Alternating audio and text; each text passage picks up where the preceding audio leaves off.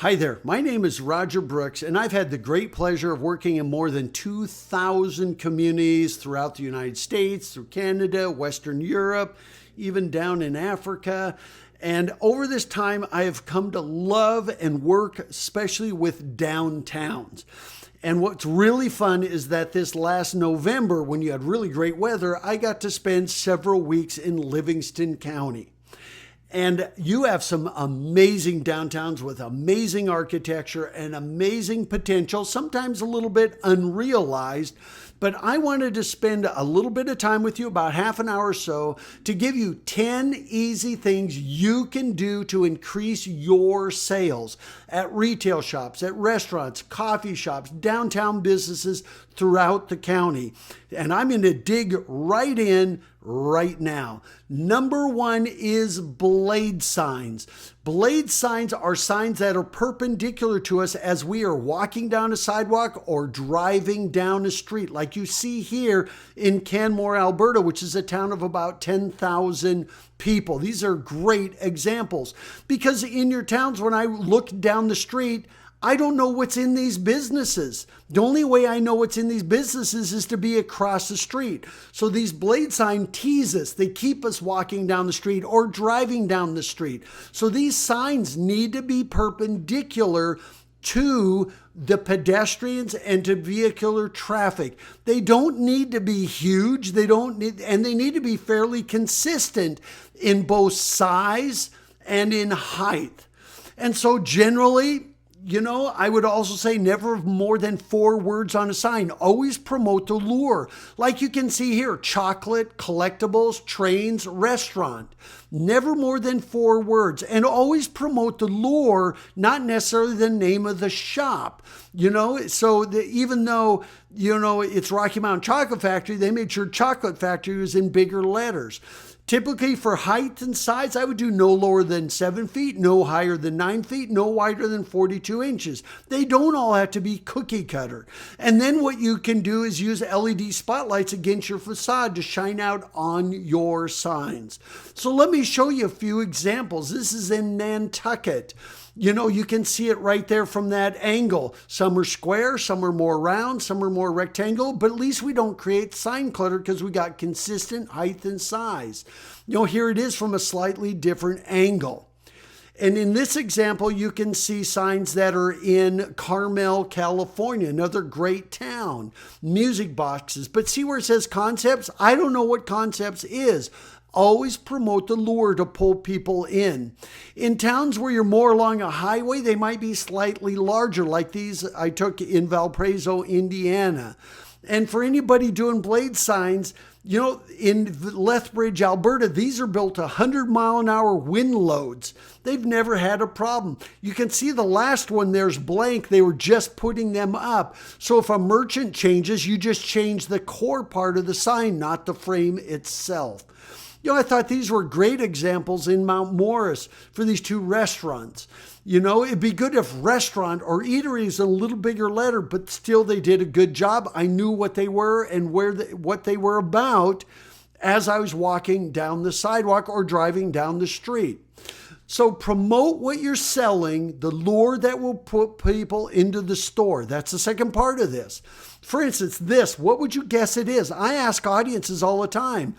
And they'll say it's a jewelry shop or it's a restaurant, or they don't know what it is.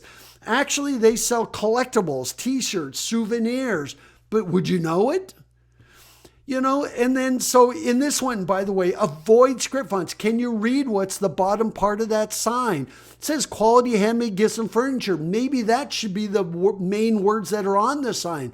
The wood merchant's already on the windows and the door, but you put quality handmade gifts and furniture, that's enough pull, but it's hard to read script writing. So avoid it and avoid outline fonts as well. Simple, the better. And then also avoid logos. People have half a second to know what you're about. As they're driving down the street or walking down the street, they'll glance at your sign, and in half a second do they know what you're about. You know, I love this one that Louise in Livingston County shared on these shoes at Footstock. I mean, it's easy, it's clever, it's easy to see what they're about. And that's in Concord, Massachusetts. Down in Corning, Dippity Doodah, they don't even have to say the word ice cream because the sign says it all.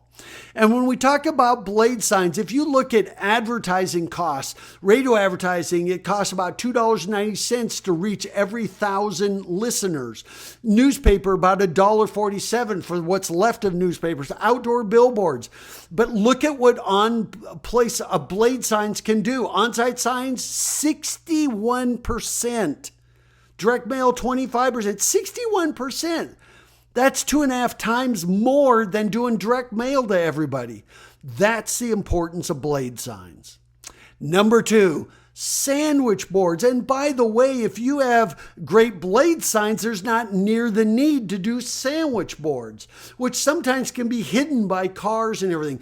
But I love this out in Lima, where they did this little Johnny Barker, got a great blade sign, but then they did takeout open so that people would understand that they are open for takeout. This is during COVID, you know, and so I thought that was a really great job, you know, and when you do make them decorative. Don't go get those cheesy plastic ones. It just says that you're second class.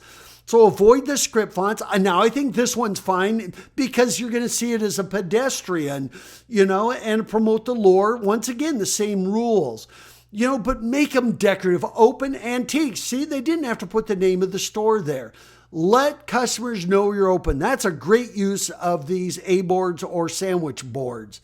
You know, and once again, even on sandwich boards, no more than 8 words. Promote the lure, you know, antiques. And so some general rules, make them decorative. They're key to the first impression. I love what they did at Cobblestone Collectibles. And this one's got kind of script font. You're not trying to read this from a car. You're reading as you're walking down the sidewalk. And this one was not in Livingston County. I'm not picking on anybody in the county, but I saw this one place. Does this look like a first-class spa to you? See what I mean? So you need to make it so that it's going to pull people in your shop. I love chalkboards where you can change it. This is a chalkboard one, now open Sundays 12 to 5, tours at 1 to 4 at Flying Monkeys Craft Brewery in Barrie, Ontario. But doing these is a great way to do your daily specials. If you're a restaurant, a coffee shop, you know, you might have pumpkin spice lattes in, you know, around Thanksgiving and Christmas and Halloween. You know, so I love these because you can always decorate them and make them really great. You know, here they did 2 side by sides. They could use some paint and everything, but it's a great way to always make it changing, and it's going to get our attention. What do you have for breakfast? A lot of times these can help close the sale. I love this one for a seafood place, Steam Launch Harbor Tours. Now, I think this one it needs about half as many words. If you have a lot of pedestrians, no problem, we'll stop and read the sign. But sandwich boards coupled with blade signs, the sandwich boards can say you're open, the blade signs tell us who you are and why we should come in. Number 3 is window and facade signage. You know, every restaurant and cafe should have an outdoor menu board. I love this. This merchant spent like $300. They actually had a high school shop class make this for them. But a local craftsperson, and they can open it up and change the menu whenever they like. They can even change it by season. But this is just a great way to help pull people into your doors. You know, because most people aren't going to walk in and say, what, can I see your menu before I decide whether I'm going to eat here? It's a great way to do it. Notice takeout available, you know, as we're going through COVID and these kinds of closures. And by the way, I would encourage all businesses to get rid of any signs that say closed. Instead, I mean, that's just a nightmare. What that says to people, go away. Instead, you might do signs like this, says, we will be open. And then you put in big letters, when. And then you say, please come back and visit us. You know, if you're seasonal, just tell us, when is your season? When can we expect you'll be open? You could even have locally make up a bunch of these. And then with like a felt pen, you can write in your hours and days right here. So we will be open. When they see the word open, it pulls their eye, and then it says we will be open, and then they'll see when you're going to be open. And if you do this right, so they're about this size, they'll be able to read them from the street to know that when you're open Tuesday, through Sunday, 10 to 6 as they're walking by. And by the way, one more sign to get rid of is the ones that say restrooms are for customers only or no public restroom. Once again, this is a slap in the face. Don't do this to people. McDonald's has a policy of never putting on the store windows for customers only or no public restrooms because 70% of the people that go into the McDonald's for the purpose of using the restaurant will buy something. Half buy out of what they call guilt sales. We use a restroom, we better buy something, right? And the other half buy out of impulse. While we're here, let's get something to eat. Let's get something to drink. I love what this merchant in Wickford, Rhode Island did. You can see there's a little sign on the door right there and another sign over here on the left, which I'll get to in a bit. But that little sign on the right, never say no. Tell me where I could go. So if you don't have public restroom, tell us where we can go. Because I got to tell you, relieved visitors spend more. That second sign is this one. Your husband called. He said to buy anything you want. And that's really a cute little clever saying because women account for 80% of all consumer spending.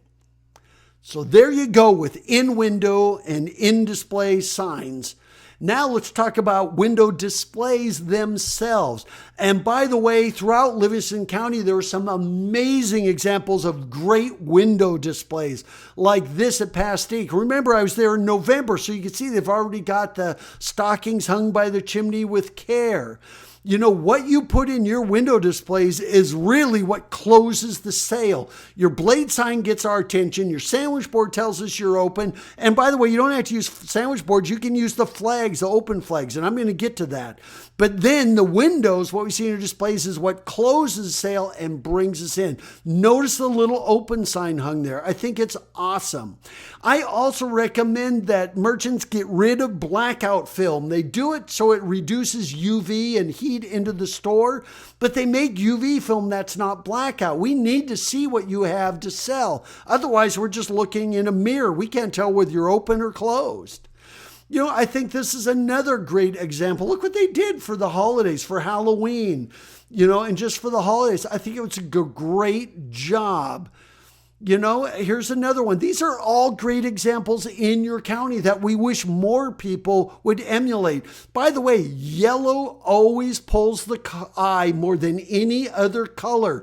Remember that on your blade sign, yellow on black or dark blue, it will always pull the eye more than others. So the lemons in this window display just grabbed our attention as we were coming by.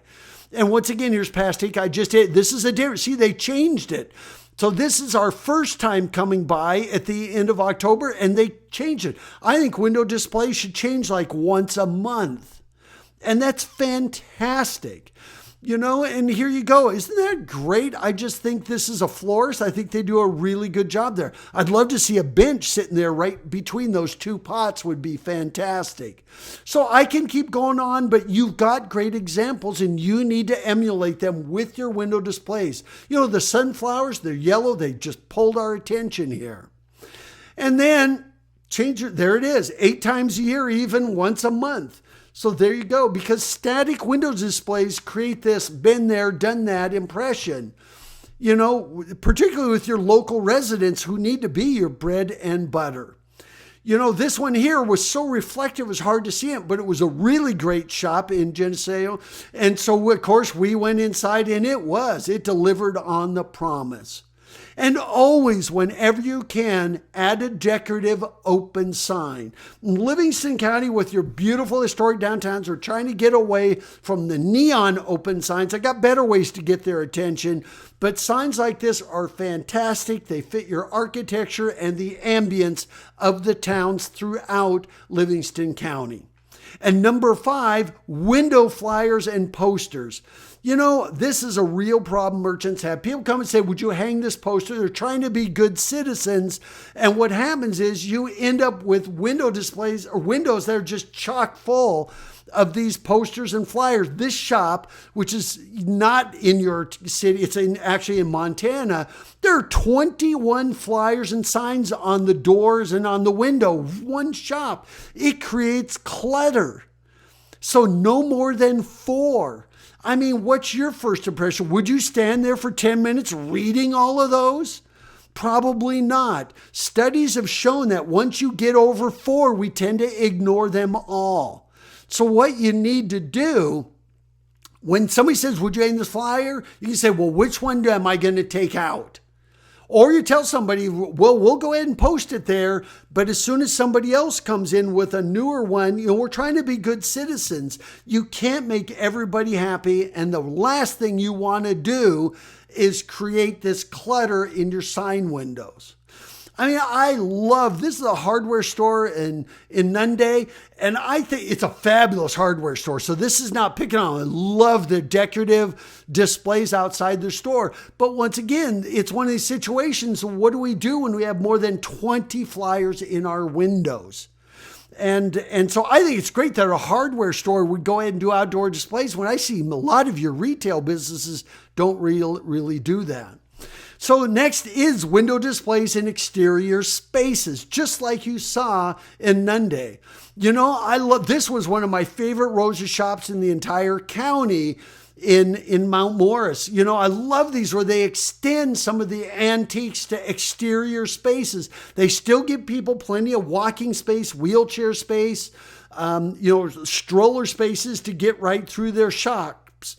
And I think these are fantastic. Extend window displays to exterior spaces.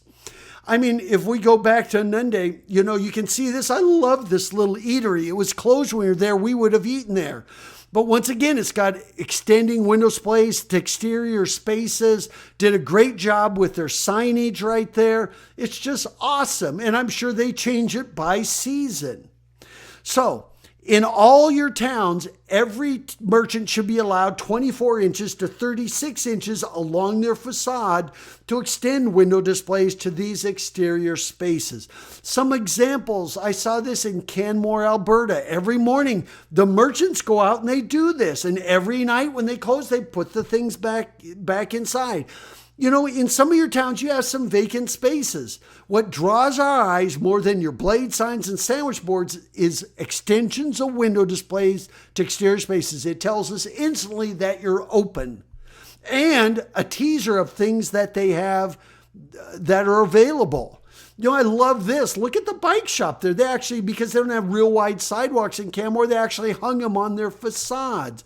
I mean, you can see right here, they did a little chalkboard sandwich board, and they had the little, you can see the candle on the table and the floral arrangement. Here on the close near left is actually a furniture and home accent store. They actually set these out there during the day, and they put everything back in every evening. I mean, these are the things your merchants should be doing, and they can do them year round. I love this. Every merchant does this. In Sequim, Washington, I saw this. Every morning she does it, and every morning it's a little bit different. But I always say, don't put clothes racks outside, because that makes you look like a second-class garage sale time. You wouldn't put a clothes rack in your window, so you don't put it outside. This is a great, great teaser. And so there you go. Just what I said. The worst thing you can do, unless you're having a garage sale weekend, no folding tables. You wouldn't put a folding table in your window displays. So don't do this outside your stores. Okay, number one, this one's actually blocking the window displays. And another thing you do is consider an air curtain. That's when you go right inside your front door, you have an air curtain goes down. You can actually leave your door open. I took this picture in January in Grass Valley, California, which is at the base of the Sierra Nevadas. It was freezing cold. But this merchant has an air curtain right there, so that she can have the door open. It's welcoming. And by the way, all the floral arrangements you see are silk. How cool is that? Talk about being inviting. Number 7, Facade beautification. So we talked about putting window displays to exterior spaces, but now how about going another step further? This is called curb appeal. Did you know that 87% of prospective buyers for homes will drive by the home and then they'll decide whether or not they want to go inside or see the house? They're making an entire judgment by curb appeal. The same thing runs true for retail businesses. I mean, why do you think that people landscape their front yards? They put chairs on their front porches. Why do they make your front yard beautiful? It makes your home look inviting. It also increases the value of your residence, just as it does with businesses. I mean, and this goes for B&Bs. I love this B&B in Mount Morris. I mean, it's just beautiful what they did with the stallion there. And here's another statistic for you. 70% of first-time sales can come from curb appeal at these types of shops. 70%. We all travel. Have you ever said these words? That looks like a nice place to eat. We all do. We judge the book by the cover.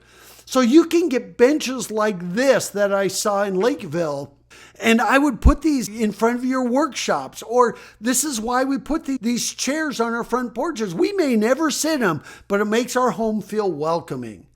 And so next to extensions of window displays, the next thing to do, a bench flanked with pots on both sides, like this example right here in Ashland, Oregon. In this case, they had room for 2 benches.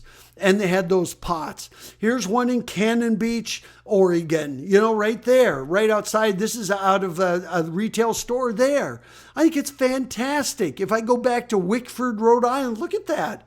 It just pulls people in. It makes your store feel welcoming. And benches should always be at the facade facing out.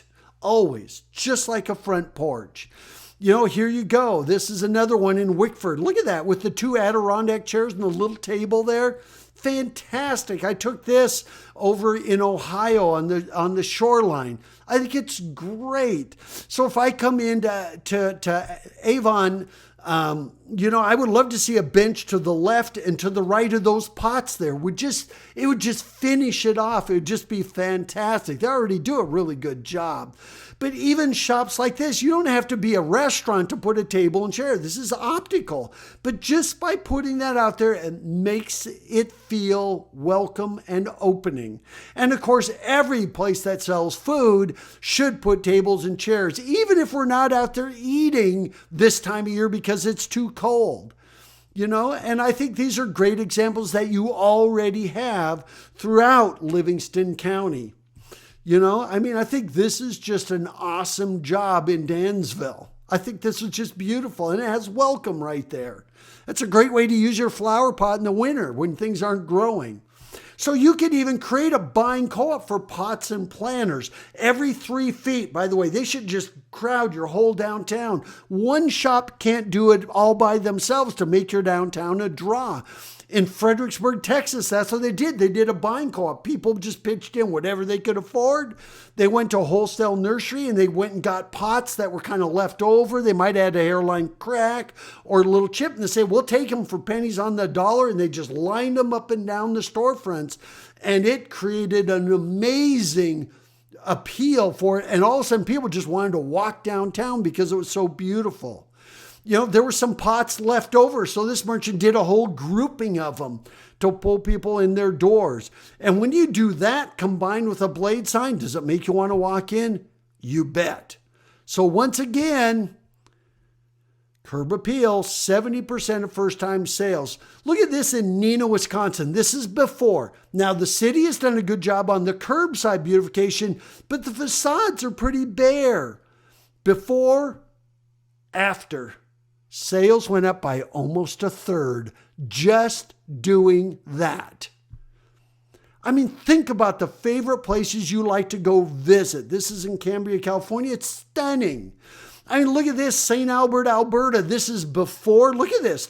He actually changed the sign and changed the name of it, but this is before. This is after.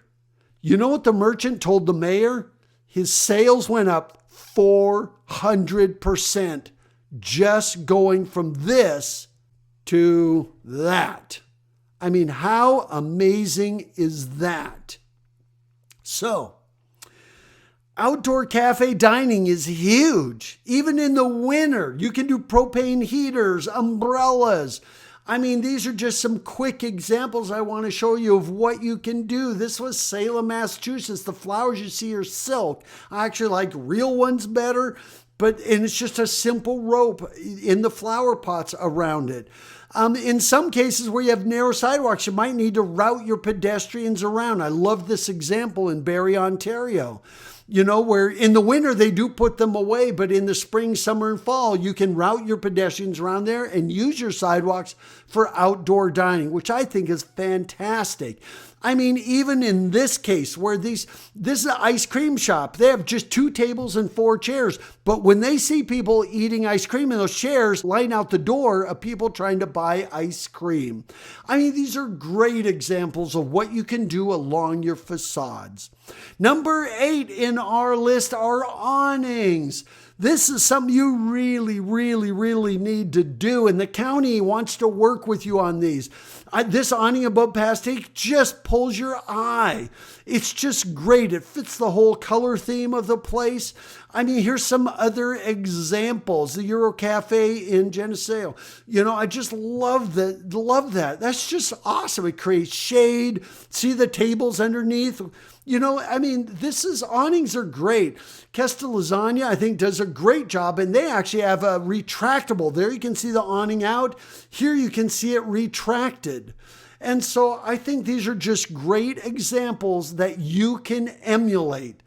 And some of them are good. This is in Durant, Oklahoma, where we were recently working. And I love what they did there. They used to have these flat, like 1970s awnings. They ripped those out and then put these in, and it just fits. It just adds so much more appeal to you. So you can see here, I think they did a great job with those awnings. Right there, they're great. Right there, that's really great. Right there, that's awful. Would you want to go into those stores? And I think that's what you have to do is you get rid of those. But notice where the awnings are. It just upscales your shops. This is in El Dorado, Arkansas, where they wrap these all around this Mexican restaurant so they can put tables, chairs, and benches. Isn't that awesome? And you can even add white lights below your awnings and blade signs. In this case, no taller than 6 feet. Your blades, you want 6 inches. You want narrow blade signs because the awnings tend to get them to hang down. But I took these in El Dorado, Arkansas. I did this on a Sunday morning when there was nobody downtown. But notice how they wrap the awnings with the little lights? It's fantastic. It gets your attention and it draws people in. So these are great examples you can emulate. Once again, beautiful awnings, and they're well lit. And you can see where they would hang blade signs underneath the awnings for people coming down the sidewalk. Number 9 in our list is getting attention. This is flags, whirligigs, anything that moves. I think this is a great job. You can do signs that say open or holidays or whatever you like and putting them out. The wind moves them. Movement always catches our eye. Think about the sign spinners you see trying to sell real estate, standing out at corners. It just gets your attention and you're going to read what's on the sign more than you would of a sandwich board. Here's another example. Just that sign that says open is a great way to pull people in. Or doing a sign just like this, which was in Baraboo, Wisconsin. Or this one in Corning with the huge flowers there. It certainly gets your attention. And also use bright colors, red and yellow, always pull the eye and they grab attention. When I was in Durant, look at what they did. They took those old 1970s aluminum frames. They used a special paint, but you can see the turquoise, the yellow, the red there. It just pulls your eye. Now, if you had awnings over those, wouldn't that be incredible? And make the awnings fit the decor. I think it's fantastic. In Westport, Washington, they even did these Adirondack chairs that were different colors, the blues, the greens, the purples. It just grabs your attention. And by the way, in front of that very same store, they did these where they got the little whirligigs flying, rotating around, and they actually sell them. It's fantastic. And number 10 is lighting. All your stores should be lit up. I love what they did in Corning here where they put the white lights around. This isn't just holidays.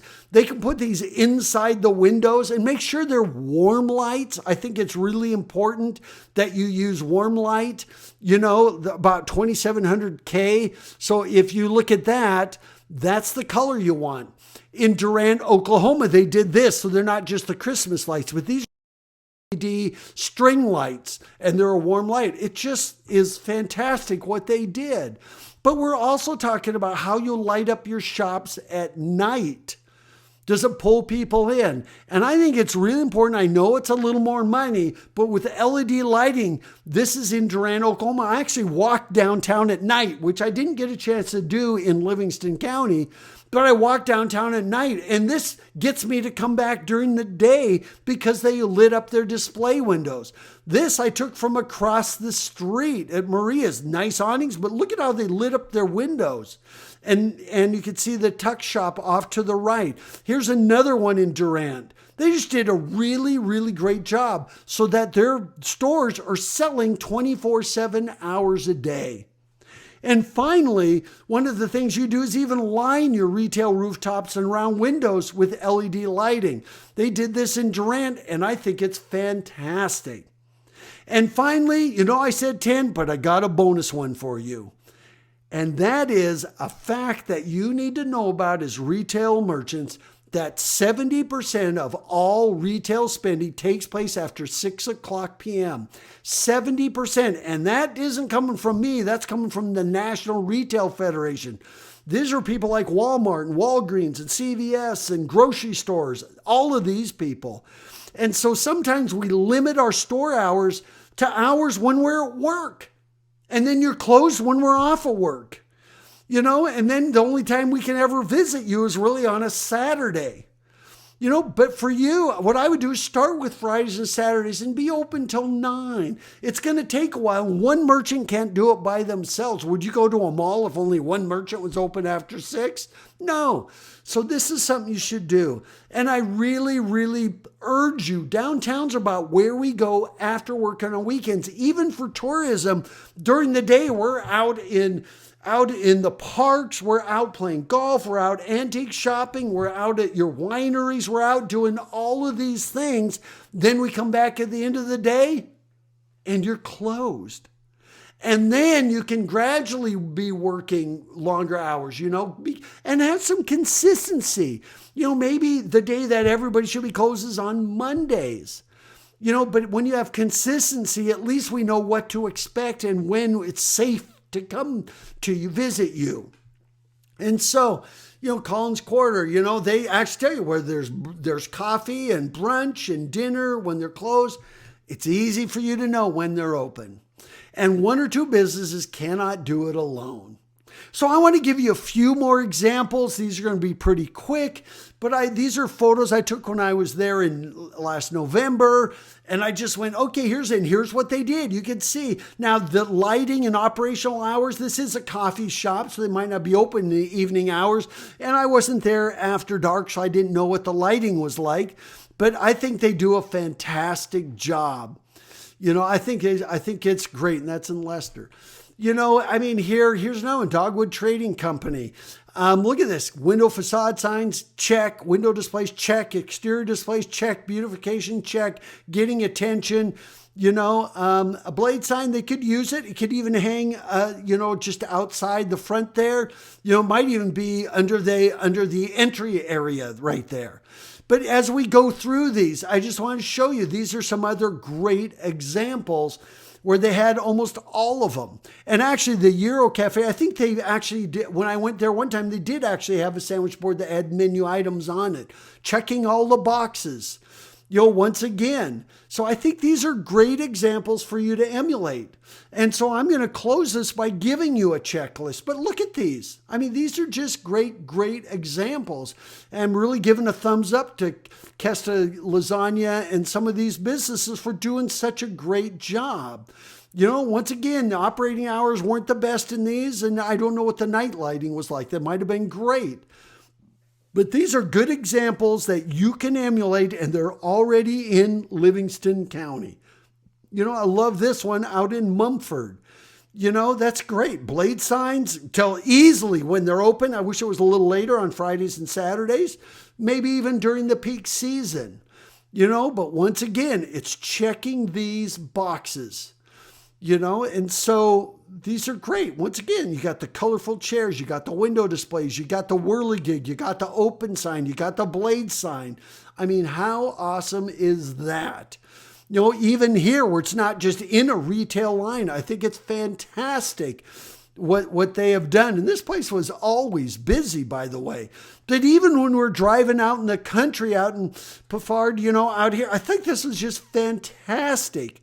The Yard of Ale, once again, a blade sign that you can see as you're driving down the highway. Beautiful landscaping, fall colored. I mean, how about this? This was in kind of like a strip mall, but they did such a good job of it that it made me want to eat there. They even closed off part of the parking lot. So this is what you've seen. Retail blade signs, sandwich boards, window and facade signage, window displays, window flyer and poster. You need to address all of these. And you could do this for a few $100s, except for maybe awnings are a little more expensive. But I'm telling you, the county actually has some grant money to help you do some of these. And so, which I think is actually fantastic. They want you to do better with your businesses. So here is your checklist. I mean, this is the checklist you need to go. And this is one that you can get. There's a handout with this. The checklist is in there. You can snap a picture of this and do this. Did I do that one, that one, that one? Work yourself down the list. And I guarantee you will see your sales increase.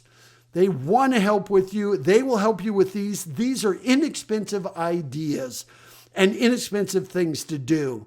And so I'm Roger Brooks. I had a great time in Livingston County. I can't wait to come back. And if these businesses can do it in November, I'm sure there's no reason why people in Livingston County can't do these things year round. And by the way, it will make you a destination year round. And there's no reason why your downtowns shouldn't be a primary draw for even visitors coming into Livingston County. And so for more, work with the county. They do an absolute fantastic job. They want to help you succeed. And so thank you so much for doing your part and making Livingston County a fantastic place to live, to work in, and to visit.